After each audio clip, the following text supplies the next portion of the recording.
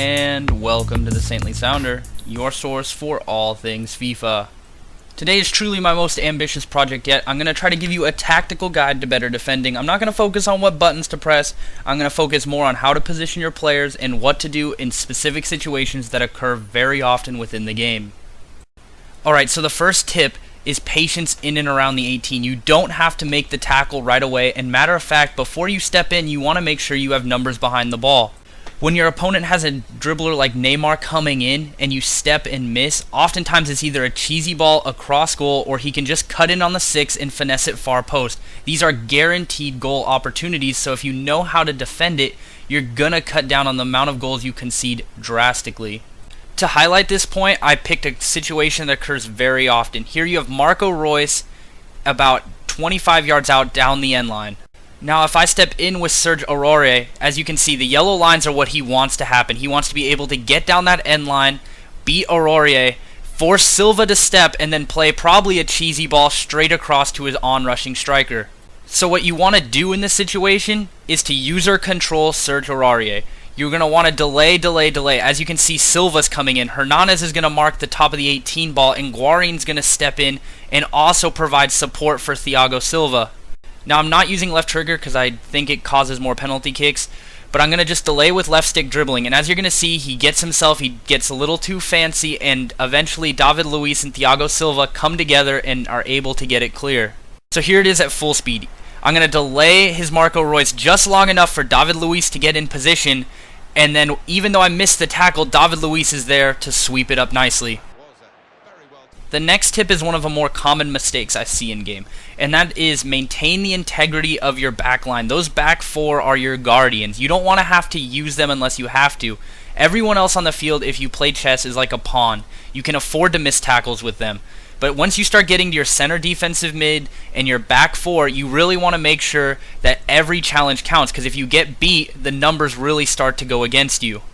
So this might seem a little confusing, but focus on the important players with the red dots.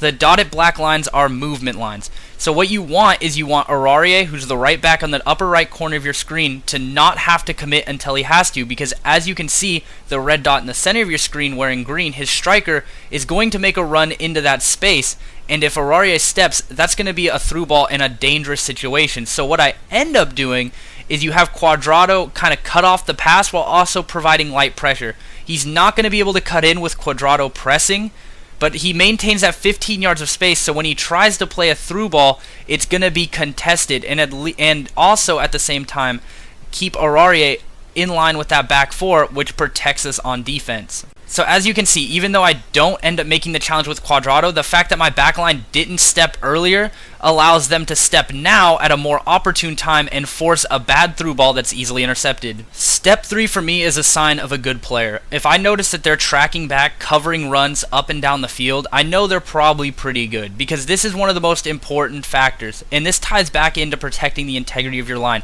If you use your center defensive mid or center mids or just about anyone to track back, that's one more body between your opponent and the goal, and that always makes it harder, and that's always the goal when you're playing defense, is to make it harder on your opponent to get a shot off. So the example I'm going to show, my opponent is out on the counterattack here.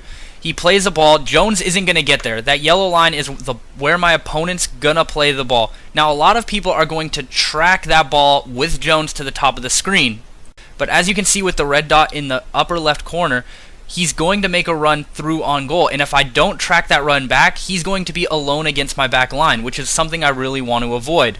Also, if you're reading the game well, you can see that's really the only option his player that's going to receive the ball is going to have. So what I instead do with Jones is to track that runner, and what happens is I end up intercepting the pass and I get going on the counterattack. But this is all due to tracking back. If I don't track back with Jones in this situation, he's got at least a chance to sprint at my back line, and anyone who's played this game knows that a speedy runner, he's using Emanike I think in this situation, can get through 4 guys pretty easily because of the way pace works.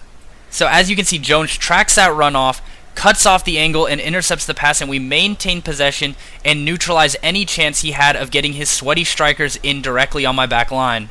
Tip 4 is to press smartly with your strikers. You don't need to run around like a headless chicken to be able to get interceptions in your opponent's third. If you use the tracking back principle with your strikers, more often than not, your opponent's going to try to go up the field too quickly. He's going to make a mistake because most defenders have lower passer ratings, and you're going to have a ball that's pretty easy. You're going to be able to go on goal with numbers, and it's one of the easiest ways to start a counterattack and one of the easiest ways to get by a person who's playing a really defensive setup. In this example, focus on the 3 red dots again. His defender has just won the ball from Eric Hurtado and is looking to get the ball up and get on the counter. Most people are just going to straight up press the ball, but it's a very low probability tackle. Instead, if you read the most likely pass option, it's an easy turnover. You don't even need high pressure custom tactics to be able to do this. I play on default, and this turnover is just a result from being able to read the game. And if you can learn these things, learn what players are likely to do, and really focus on what your opponent's trying to do, you're going to get a lot of easy turnovers, especially in the lower divisions where everyone's just trying to get it up to their strikers as quickly as possible. This can be a really useful tactic and a really easy way to score goals and win games. So here it is at full speed. His defender's going to try to make the pass, but since I anticipated it correctly, Dempsey had an easy interception. Now the remainder of this clip really highlights what I was trying to talk about in this video. Watch how he fails to track runs, and how he presses with his back line when he doesn't necessarily need to. Here I get to that danger zone, and he completely blows the angle by not being patient, and I get a very, very easy goal with Fabian Johnson because he didn't follow the very basic tactical tips of playing defense. So finally, I wanted to close with this. Bad luck happens. You can do everything right and still concede. Reddit and YouTube are full of what the hell moments from next-gen keepers and defenders who just completely fail at the physics engine. What I hope this guide does is to help you be able to be a tactically better player though, so hopefully you can limit the things that aren't just down to luck, down to player skill, and I hope you'll be able to see an improvement in your play if you follow these tips. Alright, so if you found this all interesting or helpful, like and subscribe. I'm on Twitch at the Saintly Sounder, where hopefully I will be able to demo good defense for you guys that show up. I also try to do giveaways on there every once in a while, so, there is a little bit of an incentive for you guys to watch. Until next time, see you on the pitch.